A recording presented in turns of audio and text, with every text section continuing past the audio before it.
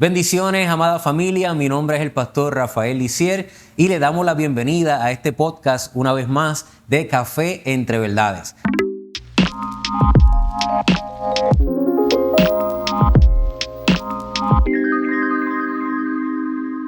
Estamos tan agradecidos a Dios por lo que Dios ha estado haciendo en nuestros medios y continuamos produciendo contenido para que la iglesia pueda tener herramientas y poder seguir adelante. Y esa es la idea principal de este espacio, que podamos tocar temas en estos espacios que usualmente no se tocan los domingos, pero que definitivamente afectan el diario vivir de cada uno de nuestros creyentes y de las personas. Entonces, el tema de hoy es un tema que a mí personalmente me apasiona muchísimo y es el tema de las finanzas personales, ¿verdad? Cómo aprender a tener unas finanzas personales que estén apropiadas, que puedan ser efectivas, que nos permitan poder alcanzar nuestras metas, nuestros planes a corto y a largo plazo. Y para eso tenemos una invitada especial hoy en nuestra casa.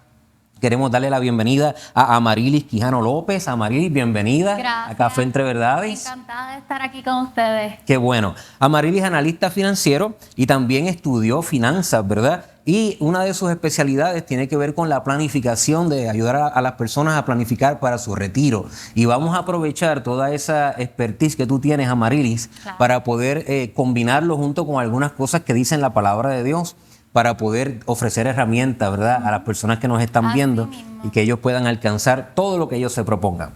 Lo primero con lo que quiero arrancar, familia, y por lo cual yo pienso que esto es un tema muy importante, es que existe una problemática real.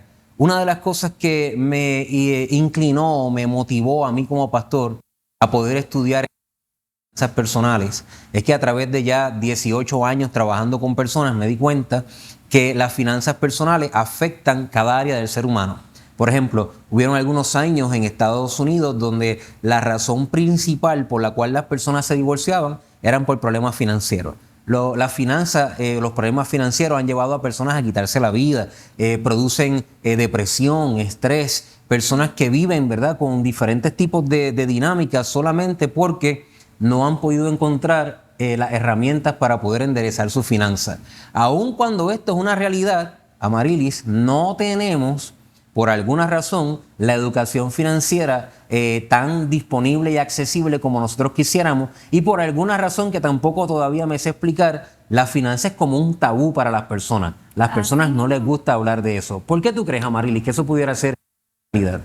Yo creo que es que desde pequeños no se lo enseñaron a las personas, nunca le hablaron del dinero, tal vez porque es que los padres no estaban educados o en la escuela tampoco le hablaban de eso. Muy cierto. Fíjate que en el sistema de educación nuestro, nosotros tomamos clases de economía doméstica, educación física, hay escuelas que dan agricultura, pero yo todavía no conozco, y si las hay son muy pocas las escuelas que han incluido en su currículo alguna clase de finanzas personales.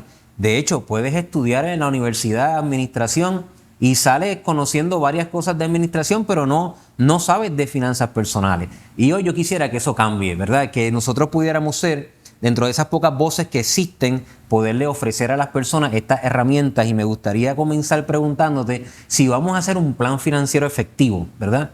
¿Cuál sería de esos elementos que tú entiendes, Amarilis, que deben de estar ahí? Vamos a tratar de hacerlo en arroz y habichuela, ¿verdad? ¿Cómo esas personas pueden comenzar a dar los primeros pasos para tener un plan financiero eficiente? Pues comenzando esto como si fuera una clase de educación one-on-one, en arroz y habichuela hablando, pues lo más importante es que tú debes de conocer cuáles son tus ingresos y cuáles son tus gastos. Y cuando tú restas esas dos cosas, pues tú vas a tener tu capital disponible para que vas a poder utilizar, ya sean para tus ahorros o tus deudas que tengas pendiente a saldar en ese momento. O sea, que lo primero que una persona tiene que hacer es un presupuesto, ¿verdad? ¿Qué es lo que me entra? ¿Cuánto yo cobro? Y mira, ustedes pueden pensar que esto es algo bien básico, pero yo personalmente, que trabajo a veces con personas en esta área, cuando hago la pregunta, ¿y cuánto tú te ganas al mes? La gente, bueno, yo creo que yo me gano, o sea, no hay una idea clara, ¿verdad? No hay claridad. O tienen miedo de decir el número porque, ¿verdad? Por lo menos a mí siempre me enseñaron que tú no podías decir cuánto tú te ganas en la calle, porque si no las personas iban a estar mirando cuánto es que fulano se gasta, para entonces lo más seguro aprovecharse en esa área. Y yo creo que si tú tienes una persona que tú confías, que tú sabes que te puede dar un buen consejo de cómo manejar tu capital, uno debería de abrirse un poco para ver qué uno puede aprender. Sé que en el recurso de planificar la finanza se tiene que comenzar con un presupuesto. Yo tengo que saber cuánto yo ingreso, yo tengo que saber cuáles son mis gastos y tengo que saber, ¿verdad?, si tengo algún sobrante, si tengo algún déficit para entonces poder tomar decisiones. Y eso no es un concepto diferente a lo que la Biblia aconseja, ¿verdad? Por ejemplo, la Biblia dice en el libro de Lucas capítulo 14, nos da un ejemplo y Jesús hablando dice que hombre que va a edificar algo no se sienta primero y calcula, ¿verdad?, si tiene lo que se necesita. Por alguna razón dentro del cristianismo la planificación en muchas ocasiones es tomada como falta de confianza en Dios y todo este tipo de dinámica. Sin embargo, si de algo habla la palabra de Dios, es precisamente de planificar específicamente en esa área de la finanza. ¿Por qué tú crees que la planificación es importante? ¿Por qué no simplemente vivir y gastar? ¿Por qué planificar? Mira, voy a contar un relato. Desde el principio de la palabra, Dios hace las cosas en orden y así nosotros también deberíamos de vivir nuestra vida y comenzar poniendo las cosas en orden. Es como cuando tú llegas a tu casa y tú ves un desorden de ropa y no encuentras tu camisa favorita, no sabes dónde están tus pantalones. Así mismo es que nosotros tenemos que ver las finanzas. Tenemos que saber en dónde está cada dinero, ponerle cara a ese dinero y saber para qué es que se va a utilizar. Y no simplemente coger el dinero, ganártelo y gastártelo rápido, porque si en el día de mañana pasa algo, te resbala en la bañera o hubo un accidente, se te explotó la goma, no sabes en dónde poder buscar ese recurso para poder suplir esa necesidad. Me gustó la frase, ponle cara al dinero. Interesante, ¿verdad? Porque me imagino que lo que eso quiere decir es que le decimos al dinero a dónde el dinero va y no simplemente que cuando el dinero llegue hace lo que quiere con nosotros, ¿verdad? Si yo soy de los que pienso que si tú no le dices al dinero a dónde debe de ir, él hace lo que quiere, ¿verdad? Él nos domina a nosotros en vez de nosotros poder dominarlo a él. Así que en ese sentido, ponle cara a tu dinero es un plan importante.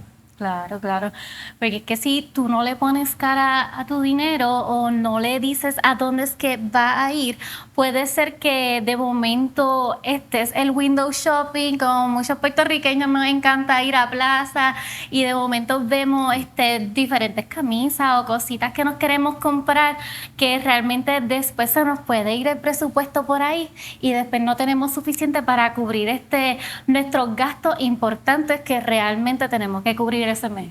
Así que resumiendo esta primera parte, como paso número 1, debes de hacer un presupuesto, cuánto te entró, cuántos son tus gastos, ponle cara al dinero, déjale saber el dinero hacia dónde va cada mes para que tú puedas tomar control de verdad de esa dinámica y no viceversa. Mira, pastor, y para las personas que están interesadas a comenzar este proceso de crear un presupuesto, les puedes decir que ya tienen la herramienta para que ellos puedan comenzar a hacerlo. Excelente, familia. Marín nos ha regalado una hoja, ¿verdad?, para que usted pueda comenzar a practicar una forma de cómo hacer el presupuesto. Así que en la descripción de este video usted puede entrar ahí y descargar esa forma para que comience a practicar y poder tomar control de esa área tan importante de su vida. Gracias a Marilis por eso. Siempre. ¿Qué sería lo segundo importante? Yo estoy viendo este podcast, ya yo sé que yo me voy a sentar y voy a escribir mis ingresos, mis gastos. ¿Qué sería lo segundo importante para un plan financiero eficiente? Las deudas. ¿Qué vamos a hacer con esas deudas que se siguen creciendo cada día, cada mes? De momento se nos acumula y tenemos que limpiar, otra vez tenemos que limpiar esa casa. Si tú tienes un plan financiero que lo que hace es que la deuda te consume, todo lo que tú intentas hacer, todo tu avance, ¿no? Por ejemplo, tenemos una tarjeta de crédito que nos tiene un 20 y pico % de interés o un préstamo personal que tiene unos % de interés altísimos, un artículo que te costaba tal vez $1,000 a un 20 y pico por ciento de interés, la persona va a terminar pagando 2 y 3 veces ese tipo de dinámica. Así que como una segunda parte importante en el plan financiero, saldar las deudas tiene que ser. ¿Qué tú recomendarías? ¿Qué deuda se salda primero? ¿Cuál dejamos para lo último? ¿Qué sería lo mejor hacer? Mira, pues primero deberíamos de comenzar a saldar esas deudas que tienen el mayor interés y de ir de alto a menor. O sea que una tarjeta de crédito, si yo tengo una tarjeta de crédito que tiene un 25% y un préstamo que tiene un 6%, la tarjeta de crédito sería esa primera tarjeta que yo voy a atacar para poder eliminar la deuda con mayor interés en mi estado bancario, ¿no? Así mismo. Entonces, eso es importante, familia, porque una de las cosas, yo he hablado mucho con personas, ¿verdad? Personas en la iglesia que tienen de alguna manera el deseo de ahorrar, invertir y hacer otro tipo de cosas con su finanza, pero tienen un montón de deudas, tienen deudas de consumo muy altas. Y nosotros no nos sentamos a analizar o a pensar cuán dañina puede ser la deuda de consumo para nuestras finanzas, ¿no? Que básicamente nos drenan, comen de nuestros ingresos y no nos permiten poder respirar libertad. Fíjate que la Biblia nos enseña a no tener deuda. El libro de Romanos, capítulo 13, versículo 8, dice, no tengan deudas pendientes con nadie. Ese es el consejo, ¿verdad?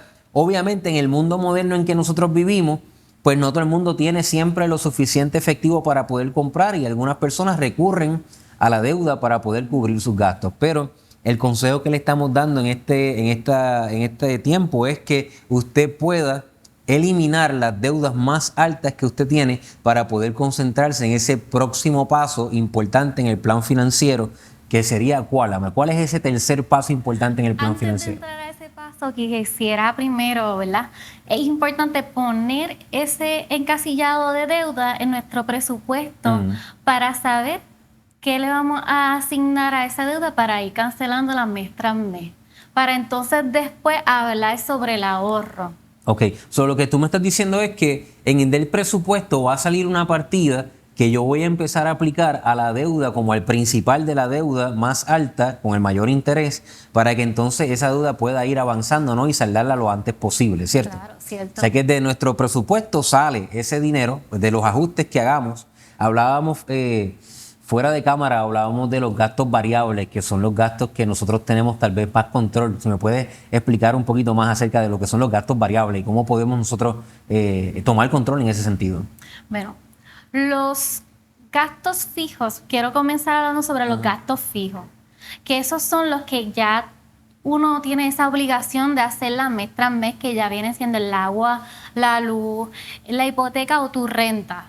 Ahora, están los gastos variables, que esos son los que pueden cambiar mes tras mes, que ahí pueden ser entretenimientos, que ahí tienes la opción de, si lo más seguro se te está saliendo de presupuesto esa área, tienes la opción de buscar entretenimientos que sean de bajo costo o que sean gratis, buscar las ferias de pueblo, también los cupones, oye, eso resuelve realmente cuando uno tiene un norte y uno quiere cumplir esa meta de ahorrar dinero, uno tiene que hacer cuánta cosa haya. Sí, que a veces uno dice, no tengo finanzas, no tengo recursos, pero entonces uno ve su presupuesto y se da cuenta que tiene suscripciones en qué sé yo cuántos canales que uno nunca ve, y se da cuenta que tiene otras aplicaciones que paga mensual que no las usa, y hay tantas cosas de gastos variables que pudieran ser reducidas para atender el problema real de una deuda que tiene un por ciento de interés alto, que yo creo que eso es un plan importante. ¿Dónde está yendo tu dinero? Exacto. Si tú no tienes ese control, ese es, creo que uno de los pasos más importantes. ¿A dónde está yendo tu dinero? Entra a las aplicaciones de tus tarjetas, ve en dónde tú lo estás comprando, si es tus tarjetas de crédito, porque ya hoy en día todo es moderno, para todo hay una aplicación, así que si tienes una aplicación es ir a buscar en dónde te está llegando, de dónde se te está yendo el dinero. O sea, ese ejercicio yo lo hice hace unos años atrás y quedé espantado con la cantidad de dinero que uno gasta comiendo afuera, por ejemplo, ¿verdad? Wow, sí. Eso, cuando uno le da ahí a la aplicación y te dice gastante afuera tanto dinero, tú dices, esa es una de las áreas que uno puede controlar, ¿verdad? Tal vez comiendo un poquito más en casa o cuando uno va a comer, no siempre comer en lugares que tal vez sean caros.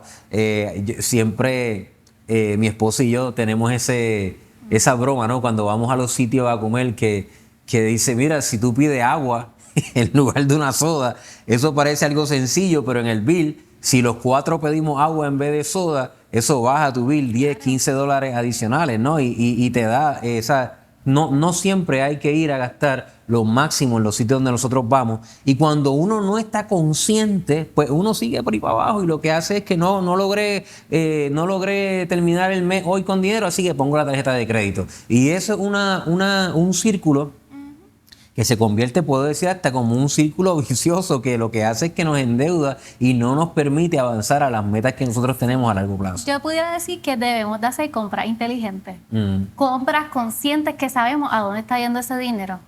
Porque a veces hasta por salir del paso, damos el tarjetazo, esto yo me lo merezco. No. Con el yo me lo merezco, el yo me lo merezco. Yo me lo merezco, me lo he ganado. Al final del día no te lo has ganado, porque lo estás comprando que es un deuda. Y más vale aguantarte un poco y decir, ¿realmente yo lo necesito? ¿Realmente puedo hacer esto? Como que ponerte a pensar y evaluar tu situación actual en dónde estás parado. Muy bien, hay dos consejos que se los doy rapidito aquí que yo hago antes de asumir un gasto, ¿verdad? Un compromiso o hacer una compra, ¿verdad? Que asegurarme que no la estoy haciendo por impulso. Número 1, si hay algo que realmente yo quiero y que de alguna manera u otra yo digo, esto es algo que llevo tiempo pensando y llego a una tienda y lo veo y lo quiero, le doy 1 o 2 días antes de comprarlo para enfriarme, ¿verdad? No es lo mismo pensar 2 días después. Puede ser que se te pase esa idea y tú digas, realmente esto yo no lo necesito, no lo voy a comprar. Y pasa ese impulso.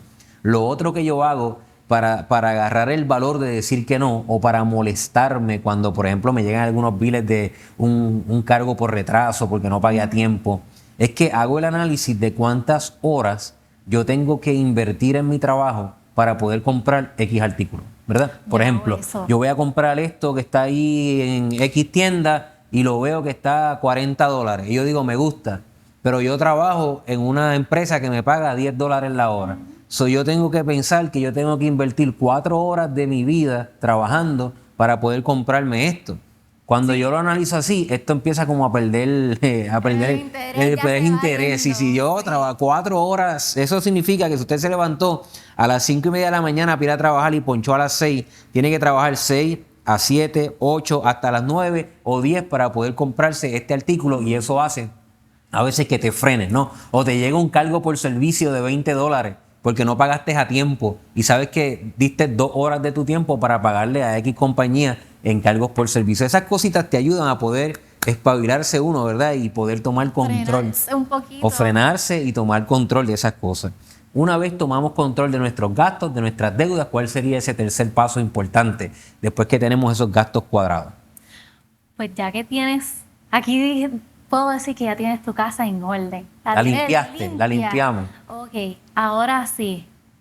Puedes comenzar, tienes permiso a comenzar a pensar en ese futuro. Muy bien. Y ya puedes comenzar a trazar metas a corto y a largo plazo. Pero importante, comenzar con un plan de ahorro de emergencia, que es vital.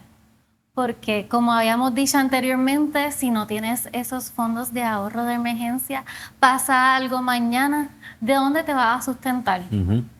O sea que lo más importante para empezar, cuando una persona empieza a ahorrar, la gente empieza, voy a invertir, voy a hacer, pero antes... Voy a comprar una casa, me voy a comprar un carro, y eso es parte de, y eso Claro. va a venir, pero primero lo primero. Primero, el fondo de emergencia. ¿Qué dicen los expertos? Que debemos tener en nuestra cuenta ahorrados para fondo de emergencia. ¿Qué cantidad? ¿Qué debemos tener ahí? ¿Qué sería lo ideal, verdad? O que una persona pueda decir, con esto yo tengo un fondo de emergencia. Pues asumimos que ya tenemos nuestro presupuesto, y dentro del presupuesto lo que son todos esos gastos fijos y más o menos variables, que ya le quitamos las cositas que no hacen falta, eso ya viene siendo nuestro fondo de emergencia, que deberíamos, yo te diría que comencemos a pensar en 3 meses. y agrandarla a 9, 6, hasta un año. Hoy en día hasta un año, porque como están las cosas, de momento tienes trabajo y de momento no tienes trabajo, pues ¿de dónde vas a sustentarte? De ese fondo de emergencia. O sea que vemos nuestro presupuesto, los gastos mensuales que nosotros tenemos, multiplicamos esos gastos por 3 y eso sería el primer paso para un fondo de emergencia. Ideal llevarlos hasta un año. O sea que si nosotros nos quedamos sin trabajar, por lo menos podamos tener un fondo de emergencia, un año de gastos cubiertos para poder estar bien con nuestra familia. Sí. ¿Cuál es la ventaja de tener un fondo de emergencia? Porque ¿para qué yo tener un fondo ahí sin hacer nada cuando puedo irme para Disney, puedo, ¿sabe? Qué sé yo, gastarlos por ahí, comprarme ropa? ¿Por qué tener un fondo de emergencia? ¿Cuál es el beneficio? Tú quieres dormir bien por las noches y tú quieres tener paz mental. Y para poder llegar a esa paz mental y dormir bien sabiendo que tú estás siendo responsable, que tus hijos van a estar bien mañana si algo me pasa, es teniendo ese fondo de emergencia, porque de ahí es que tú puedes sacar ese dinero que si de momento hace falta algo, lo que te gana es paz mental. Muy bien, y una de las cosas que estuvimos hablando también, que es importante, es que cuando tienes ese fondo de emergencia, no tienes que recurrir a una tarjeta de crédito para poder cubrir un gasto. Se me dañó la nevera. Pues una tarjeta de crédito. Se me dañó el carro, tarjeta de crédito. Y volvemos otra vez a ensuciar la casa que ya la habíamos limpiado. Sí. Entonces, para poder cubrir esos gastos que llegan de emergencia, tenemos este fondo de emergencia para que una vez nosotros tengamos esa eventualidad, poder cubrirlo y así no tenemos que entrar en deuda y volver otra vez a echar para atrás en nuestro plan financiero. Sí, súper. Entonces, me habías hablado que tenemos metas a corto plazo, metas a largo plazo en términos de ahorro. ¿Cuáles serían esas a corto plazo? A corto plazo podemos decir unas vacaciones que te quieras dar o un carro que quieres cambiar el carro, pues a ir ahorrando, haciendo esos pequeños buckets, como tú le dirías. Sí, unos bolsillos. Unos bolsillos pequeños que tú puedas tener esas metitas a corto plazo que le puedas ir echando dinero mientras vayas llegando el tiempo para utilizarlo. Muy bien. Yo en esto hago como una historia personal, ¿no? Una práctica personal que tenemos en nuestra familia. Y es que nosotros cuando viajamos, nosotros lo planificamos, ¿verdad? Nuestros viajes los planificamos 1 año, 2 años de hoy. Y empezamos a ahorrar para poder ir a ese viaje. Y nuestra meta siempre es que cuando nosotros nos montemos en el avión, todo esté pago.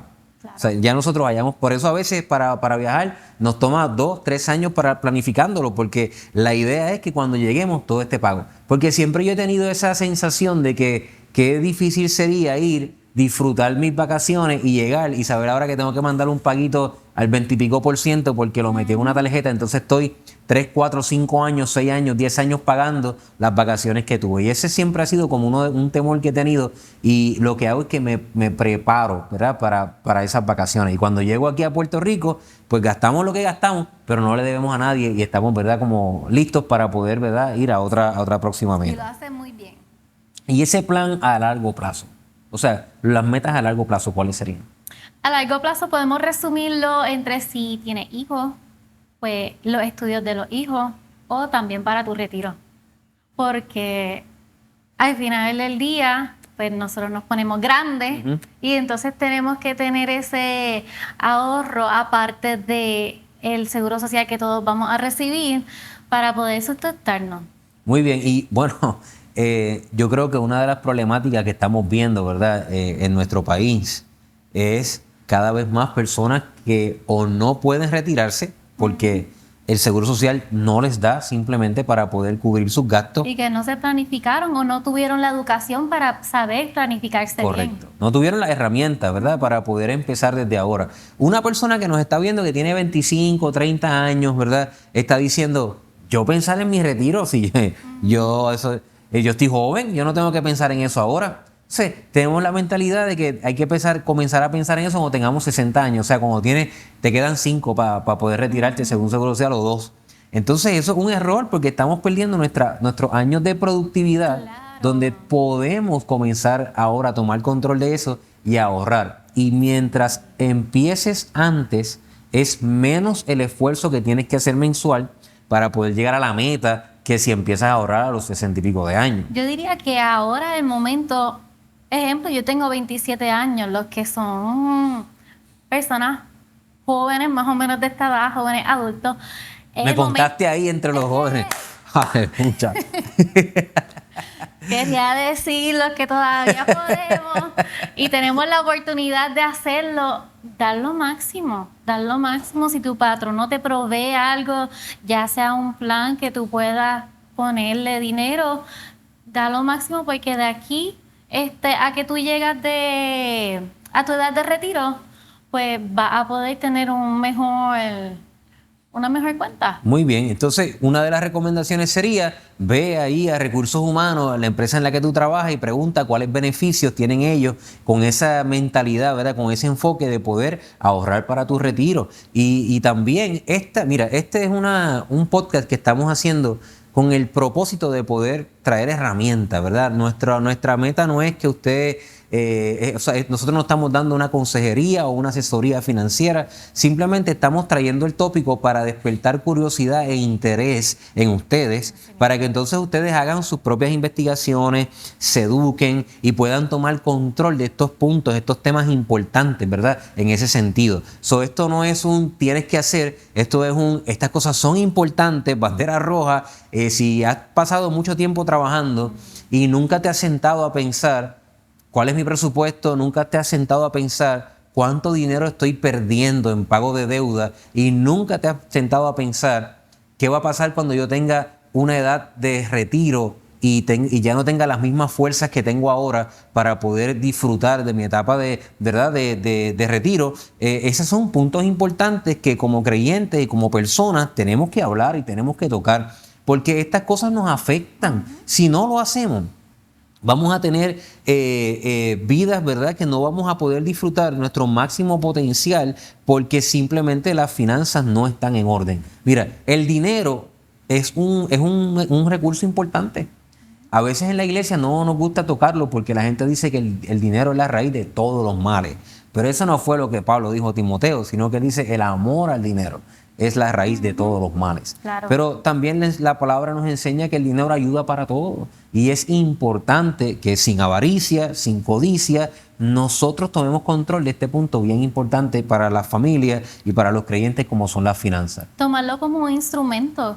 Claro. Sí. Si tú pudieras dar un último consejo a esas personas que nos están viendo en este podcast acerca de cómo poder animarse para poder tomar control, ¿verdad? Usualmente vivimos en una sociedad que no siempre nos anima a superarnos, ¿verdad? Usualmente la sociedad nos manda el mensaje de nada, quédate así como estás, y como estás bien, y no hay ese elemento de superación, de poder alcanzar cosas mejores, una mejor calidad de vida. ¿Qué consejo final podemos darle a nuestra audiencia que puedan animarse a tomar control de esta área importante de la finanza? Comenzando pues hablando desde mi punto personal, es que desde pequeña mi papá siempre me inculcó a que tenía que trabajar duro para lo que yo quisiera, a que tengo que primero ahorrar antes de sacar tarjetas de crédito, y pues más o menos ahí empezó pues mi querer de poder trabajar duro para lo que ahora mismo tengo.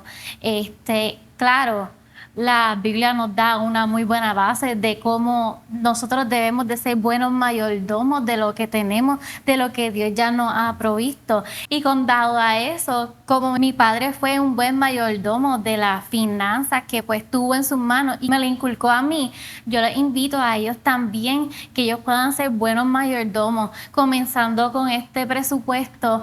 Sepan en dónde están parados, que sepan su presente para entonces después seguir soñando para su futuro y poder proveerle estas herramientas y esta educación a su próxima generación. Excelente, ¿verdad? Que ellos puedan, tal vez ellos no recibieron, ¿verdad? No tuvieron el privilegio que tuviste tal vez tú, ¿verdad? De poder tener un papá que te educara en ese tema de finanzas, pero en lugar de nosotros decir, bueno, a mí nadie me enseñó, que mis hijos aprendan, no, tomar control de las finanzas nosotros y poder aprender estos conceptos importantes y entonces convertirnos nosotros en esas personas que dejemos un legado para que nuestras próximas generaciones pues no cometan los mismos errores que nosotros cometimos, ¿verdad? Sí, siempre queremos que nuestra próxima generación nos supere a nosotros como personas. Lo haga mejor, lo haga mejor. Yo creo que una de las cosas importantes para usted poder pensar en ir más allá es un verso que dice la palabra de Dios que yo creo que es el pie forzado para todos nosotros.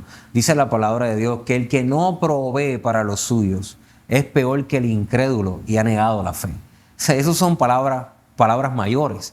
El que no provee para los suyos. En otras palabras, nosotros tenemos una responsabilidad con nuestra familia, con nuestros hijos, con nuestra sociedad, con nuestro bienestar.